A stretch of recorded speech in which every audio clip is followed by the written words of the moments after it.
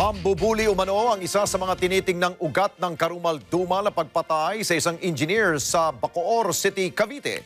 Patuloy naman ang paghahanap ng otoridad sa iba pang parte ng kanyang katawan. Si Jim Tejano sa balita.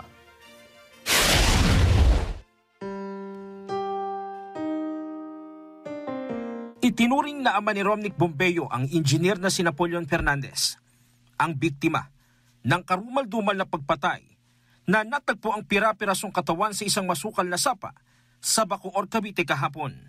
Lumabas sa investigasyon na sa Facebook lamang nagkakilala ang dalawa dahil naghahanap ng masahista si Fernandez.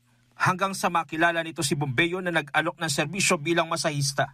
Lumipas ang panahon na halos 5 taong masahista at 2 taong katiwala ng engineer si Bombeyo. Ginawang katiwala ng paupahan, mga negosyo at binigyan pa ng isang unit sa Bacoor, Cavite. Ayon sa Bacoor Police, July 7, 2023, huling nakausap ni Danilo Fernandez na taga Cebu City ang kapatid nitong si Napoleon Fernandez. Ito rin ang araw na kaarawan ng biktima. Hindi inakalang ito na rin pala ang huling araw na maririnig ang boses ng kanyang kapatid. So tumawag po siya noong August 7. At inireport po sa amin na nawawala nga yung kanyang kapatid na kauli niyang nakausap noong July 7, ng birthday niya.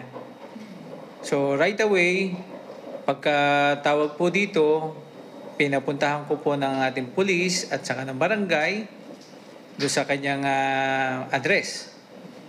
At doon po nakita namin yung kanyang caretaker.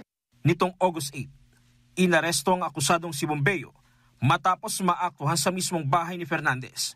Bitbit ang isang bag na naglalaman ng milyon-milyong pera, accessories at iba pang gamit ng biktima. Nakuha pang manlaban at nagtangkang tumakas subalit na aresto din. Katunayan, nakagat pa ng sospek ang isang pulis. Sa ginawang custodial debriefing, inamin sa PNP ang karumal-dumal na pagpatay sa engineer.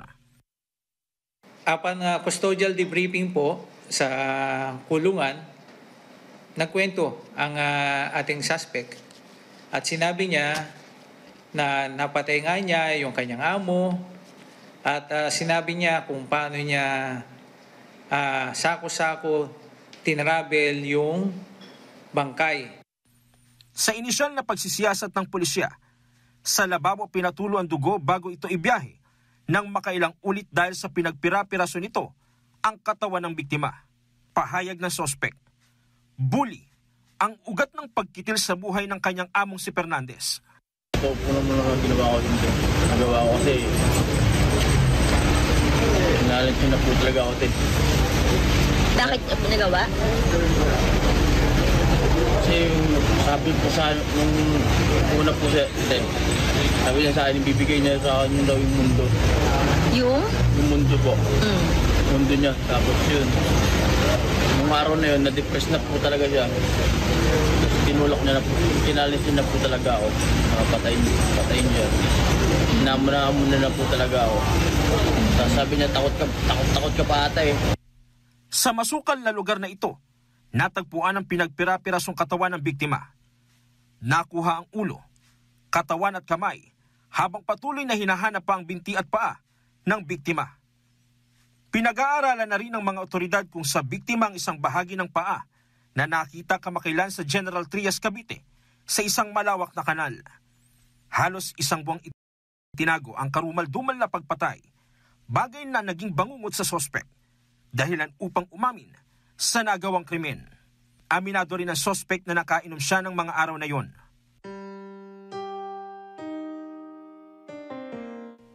Sa ngayon, sinampahan na ng kasong robbery with homicide si Bombeyo.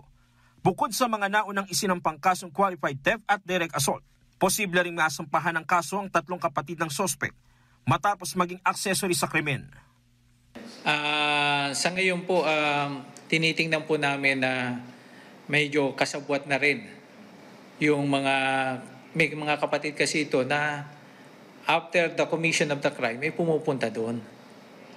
At pagkakaimbestiga nga natin, nalinis din yung bahay. So most probably sila ay nalaman na nila na napatay nito yung yung kanyang amo. Hindi pa po natin nakakausap, pero based sa revelation ng ating ng suspect, kasama sila. Alam nila. Jim Tijano, para sa mata ng Agila. Matatag, matapang, matapat. Maraming salamat sa inyo pong pagsubaybay sa Mata ng Agila Primetime. Para malaman ang matatag, matapang at matapat na mga balita, i-follow lamang at mag-subscribe sa AtNet25 TV.